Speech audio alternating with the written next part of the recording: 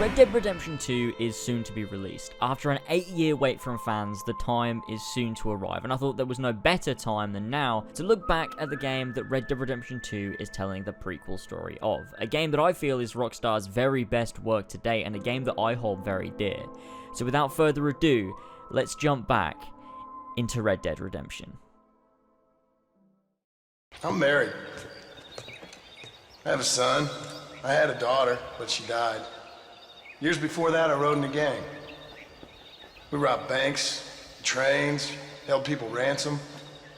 We killed people we didn't like. Bill Williamson was in that gang. Now, if I don't capture my former brother in arms, great harm will befall my family. Even in this new country, memories don't really fade. People don't forget. Nothing gets forgiven. My name's John Marston. I'm here to capture or kill Bill Williamson. Did you want to die? Is that why you went straight out to Fort Mercer and picked a fight with the worst bandit in the county? Whole world has problems, mister. I'm here doing what I can. You implore me? You implore me? You kill peasants, you become a peasant. Ay, mamacita, ¿dónde has estado toda mi vida? Come on, brother. I think we should go our separate ways, huh? Now get out of here before I kill you as well. My whole life, all I ever did was fight.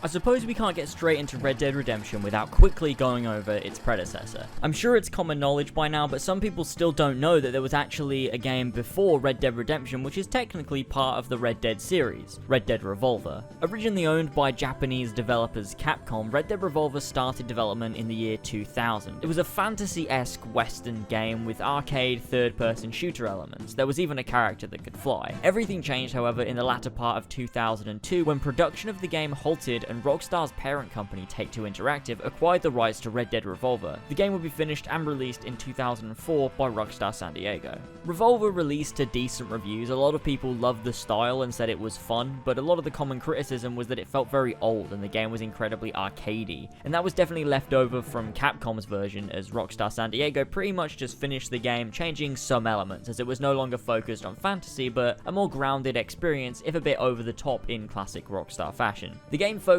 on Red Harlow, a bounty hunter out to avenge his parents' death. Like I said, the game is very arcadey in nature and has a simple plot. The game, however, was liked enough by people to demand a sequel, and still to this day held in quite high regard by fans. The thing is, Rockstar liked Revolver for sure, but they knew this wasn't their game. They took over what Capcom had started and created something that was liked by a lot of people, but they knew they could do better, and that's really what kicks off what will become an incredible legacy for the company.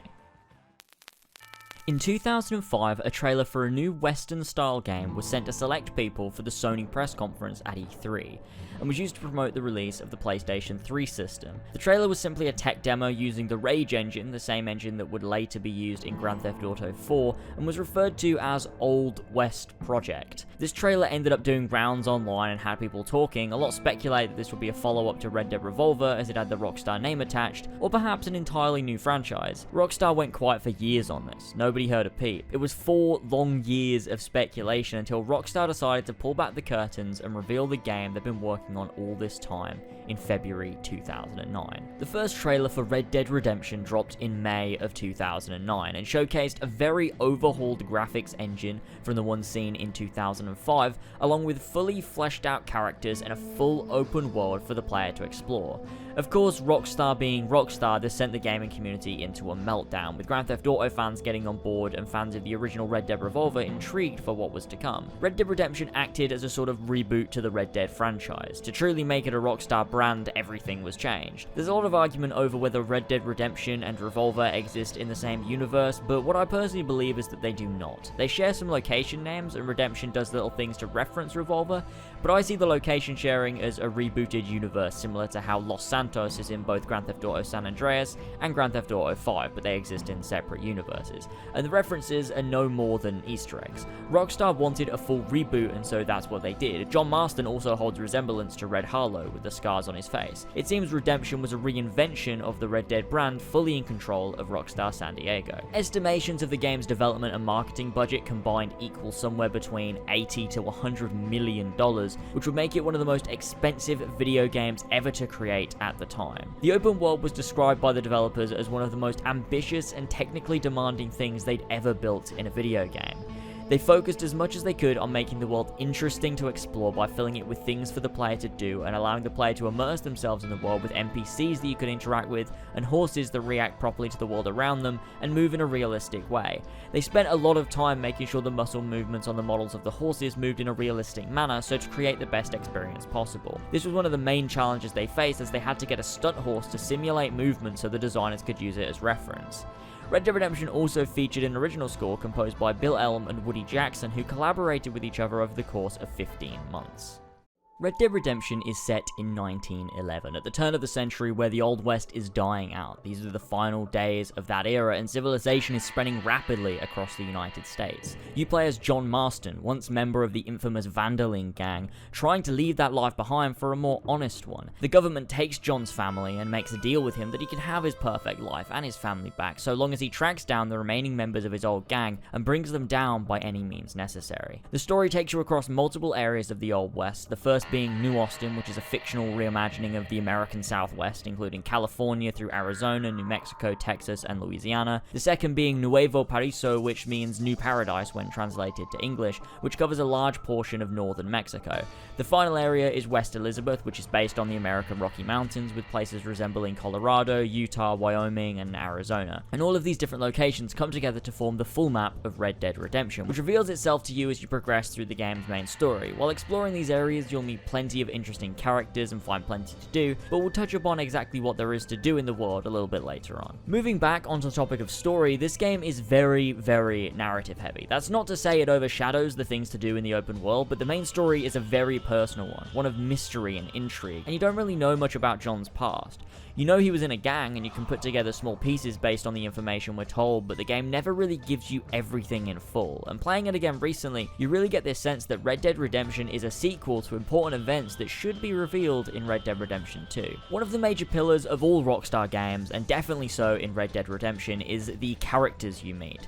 Every single one is interesting and unique, with no character ever being boring or uninteresting. Every single one serves a purpose and is interesting to get to know. In typical Rockstar style, characters are sometimes caricatures of stereotypes, and they use a lot of these in Red Dead Redemption to make commentaries on our own society, and it's done in a very intelligent and interesting way across the game. From villains like Bill Williamson and Dutch Vanderlyn to allies such as Bonnie McFarlane and Nigel West Dickens, all of the characters have very interesting motives and goals and personalities, which are even more interesting when placed with John Marston. His personality is very cynical of the world, and he's also very wise. The conversations he has with these characters is very enlightening in terms of social commentary, but also in terms of the game's narrative. The writing really serves to push on the narrative in an interesting way every time John speaks about something. The way it drip feeds vital information keeps the game tense and interesting, because although each cutscene and mission is important to the small arc you're playing, every now and again you'll get little pieces of information that help with the overarching story of John Marston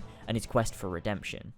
The gameplay of Red Dead Redemption is very different to that of Red Dead Revolver. It plays far much more like Grand Theft Auto 4, however it's clear they improved on a lot of things since that game released 2 years prior. First off, the movement of the game is exactly the same as GTA 4. You use the left stick to walk, holding the A or X button depending on the console allows you to run, and then tapping the same button repeatedly will allow you to break your fucking controller. I mean, it allows you to sprint. This is a system I personally quite like in Rockstar games. I'm not a fan of games that don't allow you to just simply walk, so I'm glad Rockstar always have that option. The biggest traversal gameplay element, however, was the horse riding. A lot of games out there feature horse riding, but Red Dead Redemption gets it so fucking right. From the animations, to the control you have, to the different kinds of horses, it's just outstanding. Different horses have different levels of speed and stamina. In order to keep your horse moving as fast as possible and the stamina in check, you can't just simply mash the A or X button. Your horse will higher and eventually will throw you off if you press it too much. You have to get a rhythm in place for riding your horse. The best system is to tap 3 times, then hold for 3 seconds, and keep doing that over and over. It sounds like a pain, but over time you really get into the rhythm, and something about it just feels like you're riding a horse. I mean, as much as tapping a button on a controller can make you feel like you're riding a horse. Between the realistic horse riding and the immersive walking, exploring the world felt fun, not to mention there were a ton of horse and carts in the game which were a blast to use in different missions. This game also featured a fast travel system to return to areas you've been to before, or waypoints or places of interest. You could use a campsite which was acquired from a general store early on that allows you to build a campsite anywhere outside of towns, and use that to sleep, which saves your game along with changing your outfit and fast traveling. I like this since you aren't just opening the map and fast traveling, you have an actual interactive system which is a theme in Red Dead Redemption. Another fast travel method is the stagecoaches in towns around the map. You just get in and it works somewhat like a taxi in Grand Theft Auto. You tell them where you want to go and then just sit back and enjoy the ride. You pay once you arrive at your destination, and it's a very immersive way of getting around, and I have to say, it just adds to that involvement in the game world. The final method is using the train in the world. The train moves around the world and stops at various stations. If you're at one of these stations, you can get on the train and take it until you reach your destination. This method is by no means efficient, but it sure does feel like you exist in this world, and I have to say I used it quite a bit just to get involved in the world. A huge part of the Red Dead gameplay is the combat, and it sure is involved. The main combat element is the gunplay, and there's a few bits more to it than just that. For a start, you have hand-to-hand combat, which is not as in-depth as something like GTA 4, but it serves a purpose and can be fun just getting into drunken bar fights in the local saloon. Another weapon is the knife, which can be used to quickly get the upper hand or for stealth kills, although stealth isn't exactly a strong suit of this game. You also have projectiles like dynamite and molotovs and throwing knives. Throwing knives are helpful for stealth, and dynamite and molotovs can cause some real damage. And finally, there's also the lasso, which, as well as being useful for horse breaking, it can also be used in combat to tie up enemies. Like I said, however, the main element of the combat is the gunplay, which is your basic system. You aim and you shoot. Depending on where you shoot them, you do more damage. A cool thing is if you shoot them in their leg, they'll limp and so on, so there's realistic reaction to where you shoot enemies.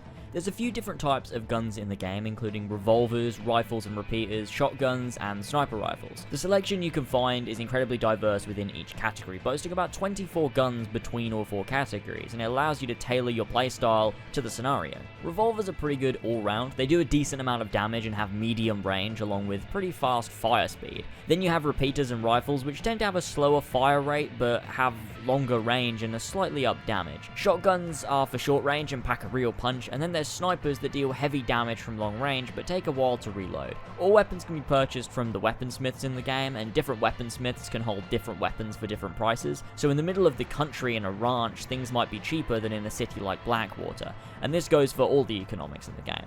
The gunplay also has a Deadeye system, which allows for you to slow down time and kill enemies. This upgrades as you progress through the game, allowing you to tag enemies automatically and then tag enemies manually for maximum accuracy. The cover system in the game also helps with the combat, keeping it fast-paced as you're always switching cover to find better vantage points. Overall, the combat system is incredibly fun and satisfying and allows you to feel like a true cowboy in the Old West. The world of Red Dead Redemption is one of the most immersive and real worlds I've played even to this day. The ground it covers is massive and ranges from so many areas like I mentioned earlier in this video, and with more of it opening up as you progress through the story, it means there's a lot to see and do all of the time. As you explore the world, you find different towns with different characters, and in these towns you find various shops such as gunsmiths, doctors, general stores, tailors, and saloons. Different items are available for purchase in each of these shops, and the saloon provides alcohol which you can order until you get drunk and stumble around, which again just adds to how immersive the game is. Horses are also available for purchase in stores, but only after you've broken the horse out in the wild. You do this by finding the horses somewhere in the world and using your lasso to bring it in close, then jumping on its back and following the on-screen instructions to break it. Once done, you can take it to a hitching post and the horse will now belong to you, and its deed can be purchased in general stores. There's also banks which you can rob, sheriff's offices which you can collect bounties from, telegraph offices where you can pay any bounties on your head, and train stations to allow you to catch the train. Not to mention movie theaters to enjoy old-timey movies as if you were in 1911. It's the little things like this that truly make Red Dead Redemption a special experience. Red Dead has a wanted system, not unsimilar from Grand Theft Auto, but it works slightly differently. If you commit a crime, you'll have lawmen who will try to arrest you. You can outrun these lawmen or fight your way out, but once done you'll be left with a bounty. The higher the bounty, the more likely you are require to attract attention or have bounty hunters chase you down to collect the money. You can live with this if you want, or head to a telegraph office to pay off your bounty and clear your name. The crimes you commit or good deeds you do will reflect on your reputation, which is a system in the game. Depending on your reputation, people will react differently to you, and this can affect economics too, with prices altering. On top of this, there's a fame system, which goes up as you do more things in the main story and in the open world, meaning people will start to know your name and notice when you enter town. The crafting system in Red Dead Redemption is a pretty simple one, but interesting nonetheless. If you want a particular outfit, you have to complete certain tasks. This can sometimes include crafting materials. So as you explore the world, you can find the animals you need for crafting, hunt them, and skin them in order to craft the item you need. Alternatively, you can sell the meat you collect at general stores for a profit. Along with all these immersive features, there are also a multitude of side quests and activities in the world. Horse races exist to allow you to make some money and make a name for yourself all across the Wild West. Minigames on which you can gamble exist in areas of the world where you can play games such as poker, blackjack, liar's dice, horseshoes, five-finger fillet, and arm wrestling. And these games can be bet on to earn money, and sometimes they can go on for a while. I spent like 30 minutes just playing poker because I was so into the game world. Gang hideouts are another activity you can do in the world, allowing you to find various hideouts throughout the world and take control of them for fame and reputation, which works as a systemic mini-mission in the world. Bounty hunts are also available to you through posters you can find in the world. By taking a poster, you can find the individual in the world and take them back dead or alive normally resulting in a higher reward. Night watch is something you can do on ranches or in towns, allowing you to patrol the area, protecting it from rustlers, thieves, or predators trying to eat the livestock. Horse breaking jobs exist in the world to break horses for people and get a nice sum of money as a reward. As you travel through the world, you can find random people who might need your help, from being chased by animals to being stranded or people attacking a wagon. You can decide to help or not to help, and this will reflect on your reputation.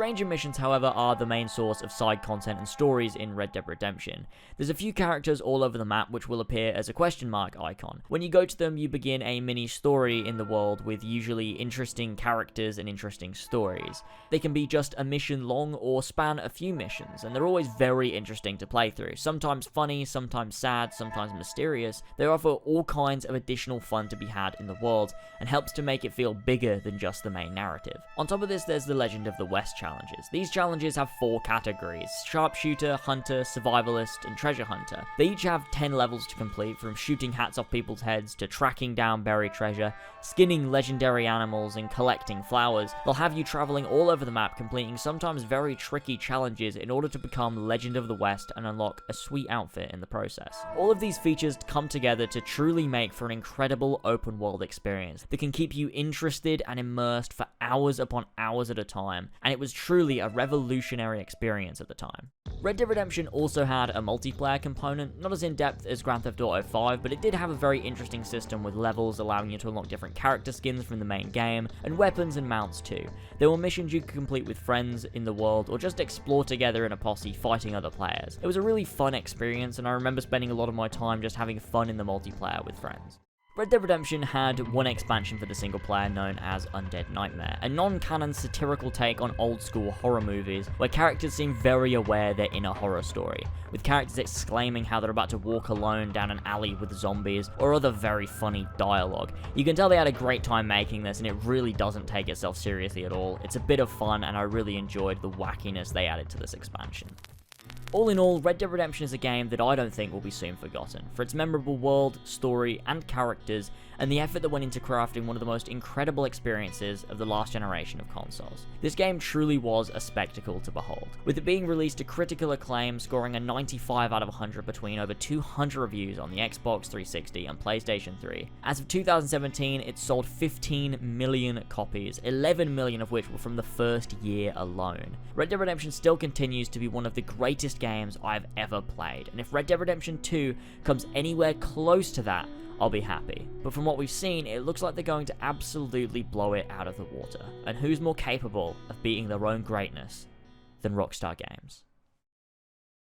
Oh, bury me not on the lone prairie where the coyotes wail and the wind blows free. And when I die, don't bury me 'neath the western sky.